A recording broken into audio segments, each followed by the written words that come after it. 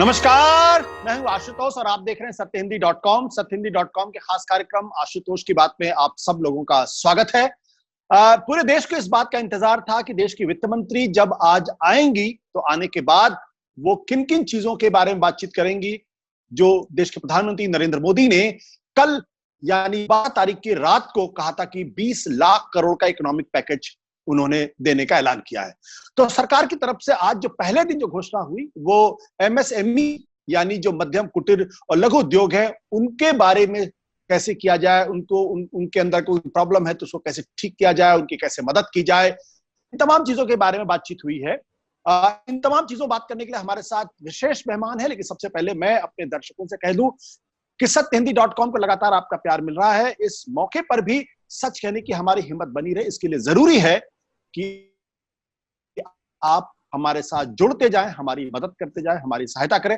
आपको बहुत कुछ नहीं करना है, सिर्फ इस वीडियो के नीचे जो डिस्क्रिप्शन है उस डिस्क्रिप्शन में एक लिंक, एक बटन होगा, उसको आपको क्लिक करना है और उसके बाद आपका सहयोग हमारे लिए बहुत ही मददगार साबित होगा। तो अब आते हैं आज के विषय के ऊपर। सवाल यह है कि जो देश के प्रधानमंत्री ने कल घोषणा की थी 20 लाख करोड़ का इकोनॉमिक पैकेज, यानी भारत की पूरी अर्थव्यवस्था का 10% जीडीपी, जिसको कहते हैं कि ऐतिहासिक है। यस, भारत के इतिहास के संदर्भ में अगर आप देखेंगे तो शायद इतना बड़ा इकोनॉमिक पैकेज कभी भी नहीं दिया गया होगा, लेकिन अंतरराष्ट्रीय स्तर पर देखेंगे तो शायद भारत चौथे या पांचवें नंबर पर आएगा और इनसे बहुत बड़े बड़े आर्थिक पैकेज दिए जा चुके हैं। अब सवाल ये उठता है कि जो पहले दिन का जो पैकेज का अनाउंसमेंट किया गया है, क्या वो वाकई में देश की अर्थव्यवस्था में कुछ मदद कर पाएंगे, जो लघु कुटीर उद्योग है उनको कुछ मदद कर पाएंगे, और क्या अपेक्षा के अनुरूप है? इन तमाम मसलों बात करने के हमारे साथ हैं सीएनबीसी आवाज के पूर्व संपादक आलोक जोशी, साथ ही साथ विजय त्रिवेदी जी हैं और हरजिंदर जी भी हैं। आप सब लोग देश के वरिष्ठतम पत्रकारों में से, वरिष्ठतम मतलब उम्र के लिहाज से नहीं बल्कि समझ के लिहाज से, आर्थिक विषयों की जानकारी के लिहाज से और खुला बोलने के लिहाज से। ये नहीं कि बोलते समय किसी और को सोच रहे होंगे, बिल्कुल ईमानदारी से बात करने वाले लोग। तो आलोक जी, जिस तरीके से आज का पैकेज अनाउंसमेंट किया गया है, करीब 1 घंटे 20 मिनट की प्रेस वार्ता रही है। मुझे तो लगा कि शायद अगर बजट ही पेश कर देते तो ज्यादा अच्छा होता। क्या उम्मीद के हिसाब से था, आशा अनुरूप था? अब ये जरा कहना बहुत मुश्किल है आशुतोष। ये जो बात आप कह रहे हैं 1 घंटे 20 मिनट, दरअसल उसमें शुरू का आधे से ज्यादा हिस्सा गया भूमिका बांधने में कि हमने पिछले 6 साल में, पिछले कार्यकाल में क्या किया है, उसके बाद अब हम इस कार्यकाल के भी शुरुआती 11 महीने में क्या कर चुके हैं, उसके बाद पहुंचे वहां।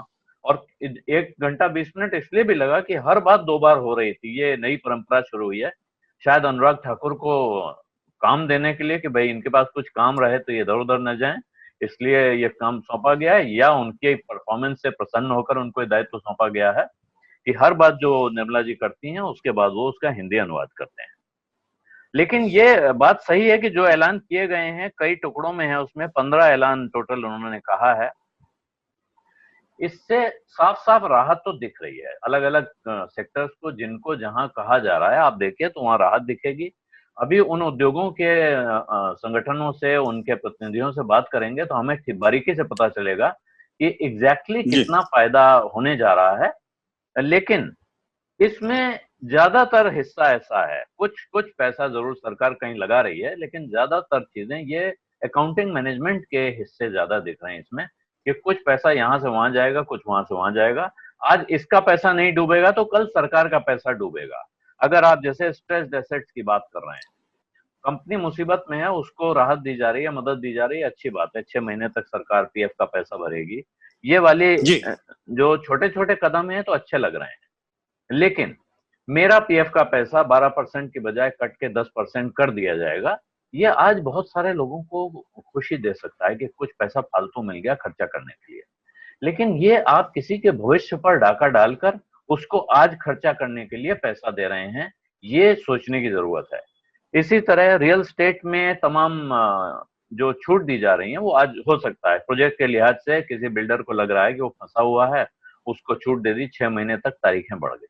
लेकिन जिस देश में लाखों लोग अपने अपने घरों का इंतजार कर रहे हैं, आप जहां बैठे हैं नोएडा में, आपके आसपास तो पता नहीं कितने भूतिया अपार्टमेंट खड़े हैं आधे बने हुए, वहां किसी भी नाम पर इस तरह की छूट का देना कितना जायज है? अभी इस पर मुझे लगता है कि इससे मुश्किलें कुछ और नई खड़ी हो सकती हैं।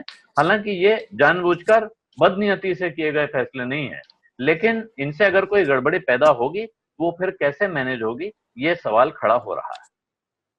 बिल्कुल। मुझे लगता है कि ये सवाल हमेशा खड़ा होगा। जो सैलरीड क्लास है उसको हमेशा इस बात की चिंता होती है कि हमारा जो ईपीएफ था वो 12.5% से कट के अब 10% जो अगर हो जाएगा और हमारे पास टेक अवे ज्यादा होगा, तो जो भविष्य के बारे में सोचते हैं जरूर उनको लगेगा यार ये पैसा अगर भविष्य में मिलता तो शायद ज्यादा बेहतर रहता, अभी मिलेगा तो शायद उड़ जाएगा। लेकिन उससे बड़ा सवाल मुझे लगता है वो ये है कि जो एमएसएमई को 3 लाख करोड़ का कोलेटरल फ्री लोन देने की बात की गई है, क्या आपको लगता है कि जीएसटी के बाद जिस तरीके से एमएसएमई की, लघु कुटीर उद्योगों की जो कमर टूट गई थी और ये कहा जा रहा था कि अब दरअसल हजारों नहीं बल्कि लाखों की संख्या में कारखाने और फैक्ट्रियां बंद हो गई थी, क्या उसमें जान आ पाएगी? क्योंकि अगर उसमें जान नहीं आ पाएगी तो जो बहुत बड़ी संख्या में लोग बेरोजगार हुए हैं, जो हमारी आर्थिक एक्टिविटी पूरी तरीके से बंद हो गई है, क्या इस 3 लाख करोड़ की वजह से उसमें कुछ जान आएगी या नहीं आएगी? आलोक। अब मुझे लगता है देखिए, ये इस तरफ से, एक तरफ से समस्या का हल करने का प्रयास हुआ है, ये पैसा देने से उसमें जान आने की बड़ी भारी संभावना खड़ी हो गई। लेकिन अब क्योंकि ये किश्तों में अनाउंसमेंट आ रहे हैं, एक टुकड़ा आज आया है, कल आएगा, एक परसों आएगा, तो हम जब तक पूरी तस्वीर नहीं देख लें ये कहना मुश्किल है कि ये किस हद तक कारगर होगा। लेकिन ये बात सही है कि जो कारोबार अपने लोगों को तनख्वाह नहीं दे पा रहे हैं, उनके पास पैसा नहीं आ रहा है, उनको एक बड़ी राहत मिली है। ये राहत जरूर उनके लिए एक ऑक्सीजन की तरह साबित होगी। लेकिन अब प्रश्न ये है कि जो मैं बनाऊंगा उसको खरीदेगा कौन, वो खरीदार तक पहुंचेगा कौन? जो प्रधानमंत्री की बातचीत में डिमांड और सप्लाई चेन और सिस्टम, 3 चीजों की बातें थी, वो भी बातें जब खुल के सामने आ जाएंगी तब मेरा ख्याल है पूरी तस्वीर हम बना पाएंगे।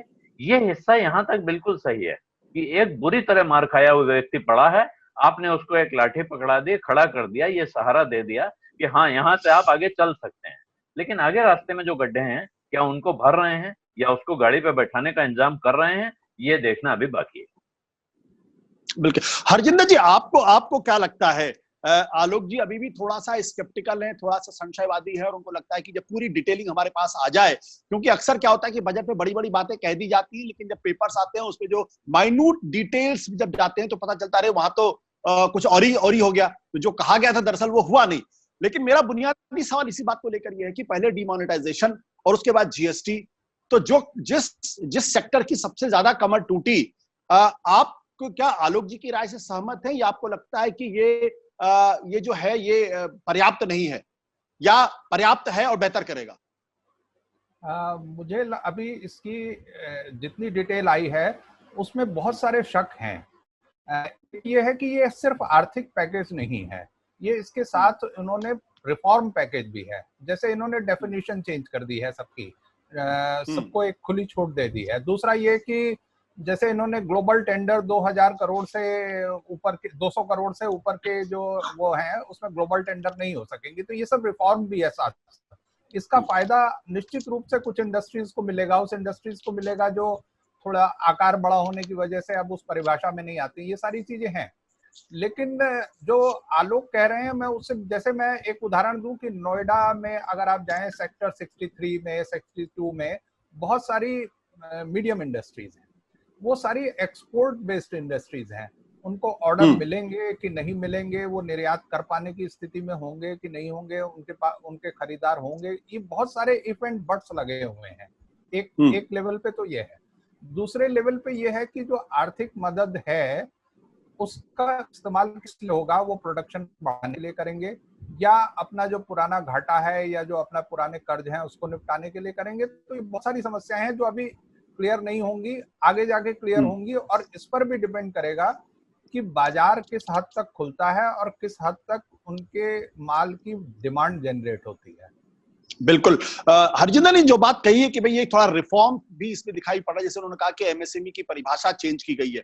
पहले इन्वेस्टमेंट लिमिट जो था वो 25 लाख था, अब उसको 1 करोड़ करने की बात की गई। टर्नओवर 5 करोड़, यानी जो एमएसएमई जो पहले छोटे स्तर पर था उसको बड़े स्तर पर कर दिया गया है। लेकिन उसको एमएसएमई के जो तमाम फायदे मिल सकते थे कानूनी तौर पर और दूसरे नियमों के तौर पर, वो एज इट इज उसको मिलते रहेंगे। साथ ही साथ जो ग्लोबल टेंडर में वो पहले हिस्सा नहीं ले पाता, अब ये कहते हैं कि 200 करोड़ रुपए तक जो है अब ग्लोबल टेंडर जो होगा और उसमें एमएसएमई जो है वो कंपीट करेगा और बाकी लोग कंपीट नहीं करेंगे। तो ये कुछ नई चीजें जरूर इसमें है। लेकिन विजय जी, जो मेरा ये कहना था कि जब वित्त मंत्री जी आती हैं पहले तो वह यही गिनाना शुरू कर दिया कि 2014 से लेकर 2019 तक हमने इतना इतना रिफॉर्म कर दिया। अब जब रिफॉर्म आपने कर दिया है, तब आप आत्मनिर्भर अभियान क्यों शुरू कर रहे हैं? क्या ये माना जाए कि 2014 से 2019 तक भारत आत्मनिर्भर नहीं था और अब आत्मनिर्भर होने की नई कहानी शुरू की जाएगी? तो क्या चक्कर है? मैं तो ये मान के चला था कि मोदी जी जब से आए उसके बाद से देश आत्मनिर्भर हो गया, अपने पैरों पर खड़ा हो गया, विश्वगुरु बन गया है। तो अब ये नए सिरे से आत्मनिर्भरता की शुरुआत क्यों है और ये रिफॉर्म गिनाने की जरूरत क्यों पड़ रही है? तो कोई भी पॉलिटिकल लीडर होता है तो उसकी पहला काम ये होता है कि जो उन्होंने कर दिया है उसको तो गिना ही, क्योंकि वो एक ऐसा मौका है कि आप आधा घंटा सुनना चाहेंगे ही, ना सुनना चाहें तब भी सुनना ही पड़ेगा कि क्या क्या किया गया। आत्मनिर्भर बनने की जो कोशिश की गई, जो बात आप बार बार कर रहे हैं, वो कुछ हद तक हुई होगी, कुछ हद तक नहीं हुई होगी। एमएसएमई को लेकर जो जहां तक आज जो बात की, कल भी हम चर्चा कर रहे थे इस पर कि प्रधानमंत्री के पूरे 20 लाख करोड़ के प्रोजेक्ट में से 3 लाख करोड़ पर इसलिए काम किया गया क्योंकि ये सबसे बड़ा सेक्टर है जो परेशान था, कमजोर था, जिसकी संकट हो रहा था, कमर टूटी हुई थी। मुझे याद आ रहा है कि बजट से पहले एक यूके सिन्हा कमेटी बनी थी, उस कमेटी ने भी करीब करीब यही रिकमेंडेशंस दी थी भारत सरकार को, वित्त मंत्रालय को, कि एमएसएमई को सुधार करने के लिए, उसे ताकत देने के लिए ये काम किए जाने चाहिए। उस पर वो काम नहीं हुए, अब ये काम हुए हैं तो भी बेहतर बात है। जो हरजिंदर कह रहे हैं कि रिफॉर्म किया गया है, तो ये रिफॉर्म करना भी एक बेहतर बात है कि आप ऐसे संकट के समय में भी रिफॉर्म करके उनको मजबूती दे रहे हैं। 200 करोड़ तक का ग्लोबल टेंडर मैं समझता हूँ बहुत महत्वपूर्ण कदम होगा एमएसएमई को आगे बढ़ाने के लिए। जो बात हम लोग कर रहे थे कि इंफ्रास्ट्रक्चर के लिए या जो घर बनाने वाले लोग हैं, ठेकेदार हैं, उनको बिल्डर्स को 6 महीने का एक्सटेंशन दिया गया, वो भी साफ है। अभी 3 महीने करीब ये निकल ही गए हैं, लॉकडाउन पे 55 दिन निकल गए हैं, मजदूर वापस लौटेंगे, तो 6 महीने का एक्सटेंशन जो हम लोग इंतजार कर रहे हैं घर, उनके लिए तो मुश्किल होगा ही, समय बढ़ेगा। लेकिन प्रैक्टिकल बात है कि अभी तो 6 महीने लगेंगे इस इंफ्रास्ट्रक्चर के काम को शुरू होने के, घर से बनने के काम को, तो उसका वो ठीक है। लेकिन एक बात और बारीक बात है कि ये जो एमएसएमई का जो पूरा सेक्टर है वो भारतीय जनता पार्टी का कमोबेश वोट बैंक भी है जी। तो वो वोट बैंक को ध्यान रखा गया इंडस्ट्री के तौर पर भी और एम्प्लॉय के तौर पर भी। तो सबसे पहले इस पर किया गया और ज्यादातर चीजें पॉजिटिव की गई, रिफॉर्म किया गया। तो जो आप हमेशा कहते हैं कि वो चुनावी भाषण है, तो चुनावी भाषण की जो शुरुआत है, भाषण के अलावा उसका गिफ्ट भी उसमें दिया है प्रधानमंत्री जी ने और वित्त मंत्री ने जी। एक चीज जो मुझे विजय जी मैं आप आलोक से पूछूं उसके पहले मैं आपसे पूछना चाहता हूं कि दुनिया में आजकल चर्चा ये हो रही कि भाई बीसी और एडी यानी बिफोर कोरोना और आफ्टर कोरोना, अब ये, लेकिन जो आज की जो घोषणा है, क्या आपको लगता है कि ये इस चीज को ध्यान में रखकर किया गया है कि कोरोना संकट के बाद से हिंदुस्तान नहीं बल्कि पूरी दुनिया बदलेगी और उसमें उसका जो आर्थिक तंत्र होना चाहिए, उसके जो आर्थिक नियमावली होनी चाहिए, क्या वो उसमें फिट बैठते हुए दिखाई पड़ते हैं या नहीं दिखाई पड़ते हैं? कम से कम वो कोशिश जरूर की गई है बीसी और एसी की, बिफोर कोरोना और आफ्टर कोरोना। और जो बात इसको आफ्टर कोरोना का क्या मंत्र है जो प्रधानमंत्री ने बात कही, सेल्फ रिलायंस की, आत्मनिर्भर होने की, तो वो आत्मनिर्भर और local to vocal and local to global का जो मंत्र दिया था उन्होंने, जो नारा दिया था, उस नारे पर ही एग्जीक्यूशन का काम एमएसएमई के प्रोजेक्ट में किया गया, रिलीफ में या रिफॉर्म में, जो भी आप कह रहे हैं, उसमें ये काम किया गया है। और आफ्टर कोरोना का मतलब यह है कि हमें इंडिपेंडेंट होना पड़ेगा, सेल्फ रिलायंट होना पड़ेगा और अपनी जो इंडस्ट्री है उसको, अपने प्रोडक्ट्स को मजबूत करना पड़ेगा। इसी को फोकस करके ये किया गया। कितना हो पाएगा, कितना नहीं होगा, जैसे आप लोग भी चिंता कर रहे हैं कि वो काम में पैसा लगेगा कि नहीं लगेगा, वो कंपनियां उसका हटेगा, और सरकार को यदि घाटा होगा, ये संभावनाएं बहुत ज्यादा है कि आज जो रिलीफ दिया जा रहा है वो कंपनियां वो पैसा ना लौटाएं, सरकार को घाटा होगा, लेकिन फिर भी इंडस्ट्री खड़ी हो सकेंगी, ऐसा है। एनपीए का कहानी आप जानते हैं कि कोई भी इंडस्ट्री हो वहां पर एनपीए का इतना बड़ा पहाड़ है कि उसका चर्चा करना बड़ा मुश्किल काम है। बिल्कुल। आलोक जी, मैं आपसे सवाल पूछने के पहले मैं एक चीज की तरफ मैं ध्यान दिला,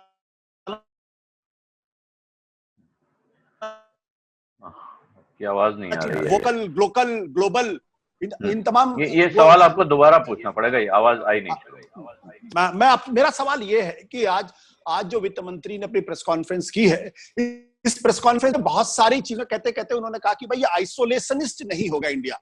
लेकिन अगर आप अंतरराष्ट्रीय पूरे मार्केट बाजार को, इकोनॉमी को अगर आप देख रहे हैं तो लगभग सारे देश जो हैं इस वक्त तो अपने अपनी ठीहों के अंदर घुसते हुए दिखाई पड़ रहे हैं। अमेरिका कह रहा है कि भाई हमारी इंडस्ट्री ज्यादा महत्वपूर्ण, चाइना का अपना है। उस संदर्भ में जो ये कहा गया है कि भाई हमें ग्लोबल की जगह अब लोकल होना है। तो क्या ऐसी स्थिति पहुंचती जा रही जहां हम वाकई में हिंदुस्तान इतना मजबूत है कि वो अपनी इंडस्ट्री को प्रोटेक्ट कर पाएगा? जो बाहर के ब्रांड्स हैं उसको हम संदेश दरअसल दे रहे हैं कि अब आपको यहां जरूरत नहीं है, अब आप यहां से निकल लो। क्या ये वाकई में अच्छा संदेश है या इसमें भी कुछ गड़बड़ नजर आएगा? ये देखिए, एक तरह से तो ये आप जब बीसी और एसी अभी आपने कहा, बिफोर कोरोना आफ्टर कोरोना दुनिया इस हिस्से में बंटने वाली है, तो उसमें जैसे हम और आप अपने अपने घरों में बंद हैं, अब हम सब कुछ घर बैठ के कर रहे हैं, तो जाहिर है दुनिया भी इस अंदाज में चलेगी, अंतरराष्ट्रीय व्यापार बहुत मुश्किल हो जाएगा, आना जाना मुश्किल हो जाएगा। तो सबसे समझदारी का काम यही है कि आदमी गांव के अंदर ही सारा कारोबार पुराने ग्राम स्वराज परंपरा में जाए और सब कुछ एक ही जगह खड़ा करे। इसीलिए लोकल को वोकल बनाएं, इसमें कोई हर्जा नुकसान नहीं है। लेकिन इसके साथ हम आइसोलेट नहीं होने देंगे, ये प्रश्न उठाना जरा चकित करता है।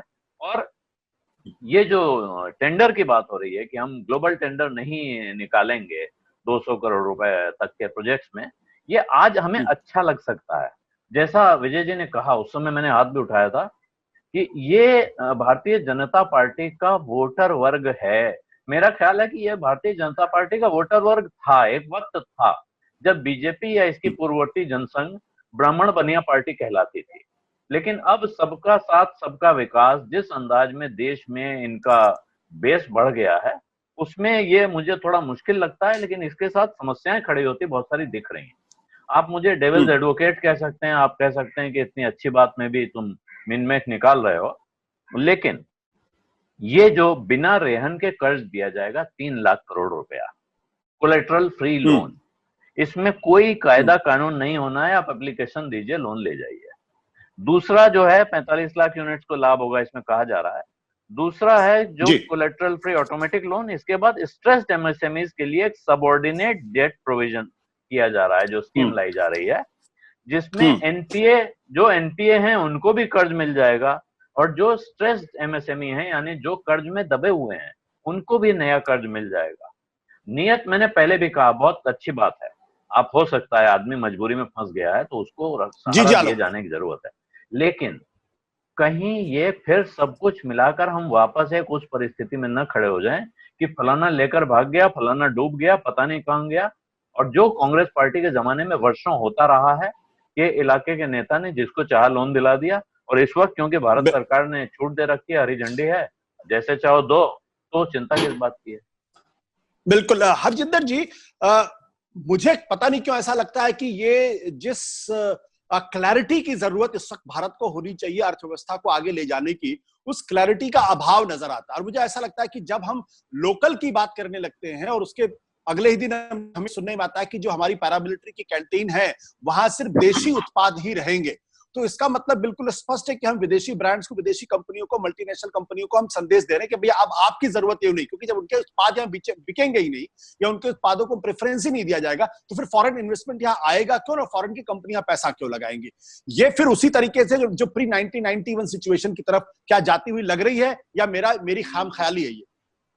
नहीं, इसमें दो खतरे तो दिख रहे हैं। एक खतरा ये लग रहा है कहीं हम प्रोटेक्शनिज्म की ओर तो नहीं जा रहे हैं फिर से, कि हम चीजों को, कुछ घरेलू चीजों को प्रोटेक्ट करें। एक लेवल पे ये है। दूसरे लेवल पे मैं ये देख रहा हूँ कि ये उस नैरेटिव को मजबूत कर रहा है जो इन दिनों चल रहा है कि चीन के माल का बहिष्कार करो, या चीन का विशेष रूप से, तो ये उस नैरेटिव को भी मजबूत कर रहा है। अब इसके पीछे सरकार की लॉन्ग टर्म मंशा क्या है, सरकार क्या सोच रही है?